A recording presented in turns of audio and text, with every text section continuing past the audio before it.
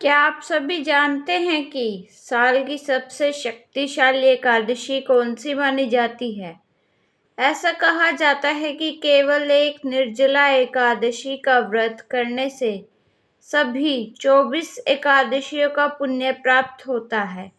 लेकिन इस व्रत को करने से पहले कुछ महत्वपूर्ण नियम जानना बेहद जरूरी है, वरना व्रत अधूरा माना जाता है। तो वीडियो को अंत तक जरूर देखें, क्योंकि आज हम बताएंगे निर्जला एकादशी की कथा, महत्व और चमत्कारी लाभ। श्री भीमसेन बोले, हे पितामह, भ्राता युधिष्ठिर, माता कुंती, द्रौपदी, अर्जुन, नकुल और सहदेव आदि एकादशी के दान व्रत करते हैं और मुझसे एकादशी के दिन अन्न खाने को मना न करते हैं। मैं उनसे कहता हूँ कि भाई, मैं भक्तिपूर्वक भगवान की पूजा कर सकता हूँ, परंतु मैं एकादशी के दिन भूखा नहीं रह सकता। इस पर व्यास जी बोले, हे भीमसेन, यदि तुम नरक को बुरा और स्वर्ग को अच्छा समझते हो तो प्रत्येक माह की दोनों एकादशियों को अन्न न खाया करो। इस पर भीमसेन बोले, हे पितामह, मैं आपसे प्रथम कह चुका हूँ कि मैं एक दिन का एक समय भी भोजन किए बिना नहीं रह सकता। फिर मेरे लिए पूरे दिन का उपवास करना कठिन है। यदि मैं प्रयत्न करूं तो एक व्रत अवश्य कर सकता हूं। अतः आप मुझे कोई एक व्रत बतलाइए जिससे मुझे स्वर्ग की प्राप्ति हो। श्री व्यास जी बोले, हे वायुपुत्र, बड़े बड़े ऋषि और महर्षियों ने बहुत से शास्त्र आदि बनाए हैं कि मनुष्य को दोनों पक्षों की एकादशी का व्रत करना चाहिए। इससे उन्हें स्वर्ग की प्राप्ति होती है। श्री व्यास जी के वचनों को सुनकर भीमसेन नरक में जाने के कारण अत्यंत भयभीत हुए और लता के समान कांपने लगे। वह बोले, हे पितामह, अब मैं क्या करूं, क्योंकि मुझसे व्रत नहीं हो सकता। अतः आप मुझे कोई एक ही व्रत बतलाइए जिससे मेरी मुक्ति हो जाए। इस पर श्री व्यास जी बोले, हे भीमसेन, कृष्ण और मिथुन संक्रांति के मध्य में ज्येष्ठ माह की शुक्ल पक्ष की एकादशी होती है, उसका निर्जला व्रत करना चाहिए। इस एकादशी के व्रत में स्नान और आचमन में जल वर्जित नहीं है, लेकिन आचमन में 3 मास से जल से अधिक नहीं लेना चाहिए। इस आचमन से शरीर की शुद्धि हो जाती है।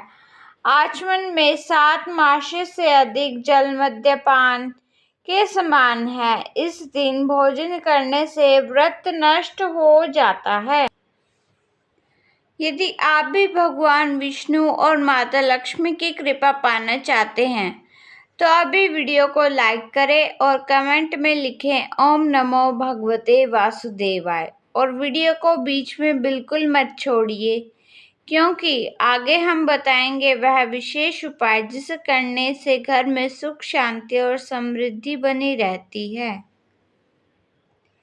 यदि सूर्योदय से सूर्यास्त तक मनुष्य जलपान न करे तो उसे 12 एकादशी के फल की प्राप्ति होती है।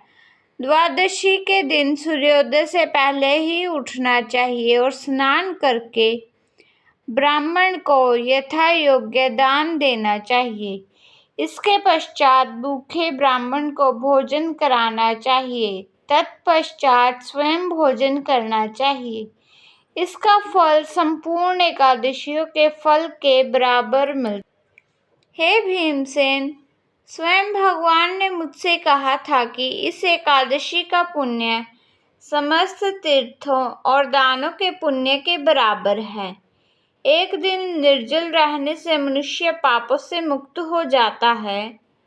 जो मनुष्य निर्जला एकादशी का व्रत करते हैं उनको मृत्यु के समय भयानक यमदूत नहीं दिखते हैं।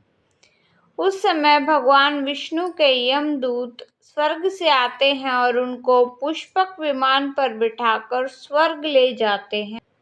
अतः संसार में सबसे श्रेष्ठ निर्जला एकादशी का व्रत है। अतः यतन पूर्णी से एकादशी का निर्जल व्रत करना चाहिए।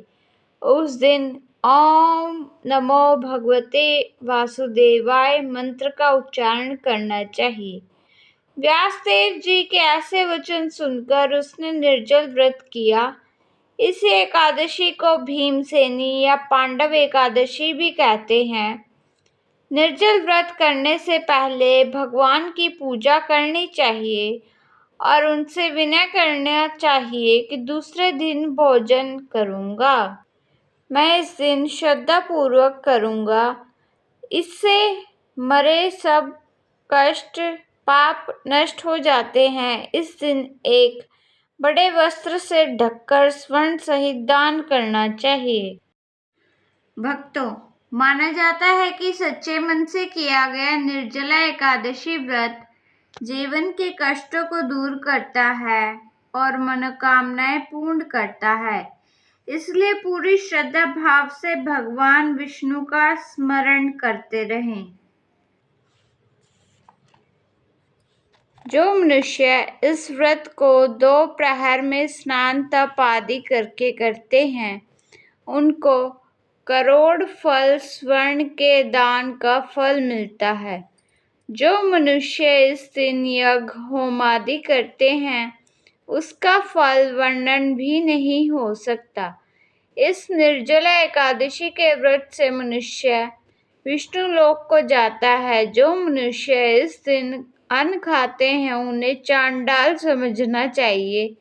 वे अंत में नरक में जाते हैं। ब्रह्म हत्यारे, मद्यपान करने वाले, चोरी करने वाले, गुरु से द्वेष करने वाले, असत्य बोलने वाले इस व्रत को करने से स्वर्ग को जाते हैं। हे कुंती पुत्र, जो पुरुष या स्त्री इस व्रत को श्रद्धा पूर्वक करते हैं, उनका निम्नलिखित कर्तव्य है। उन्हें सर्वप्रथम विष्णु भगवान की पूजा करनी चाहिए।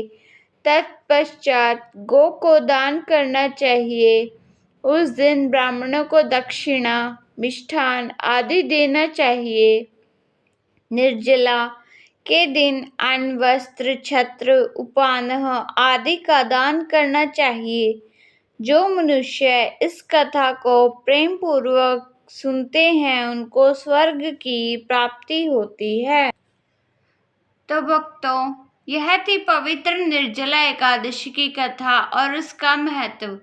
यदि आपको यह वीडियो पसंद आई हो तो वीडियो को लाइक करें, शेयर करें और चैनल को सब्सक्राइब ज़रूर करें, ताकि आपको ऐसी ही धार्मिक कथाएं, आरती और व्रतों की जानकारी सबसे पहले मिलती रहे। भगवान विष्णु और माता लक्ष्मी की कृपा आप और आपके परिवार पर सदैव बनी रहे। जय श्री हरि विष्णु, जय श्याम बाबा की।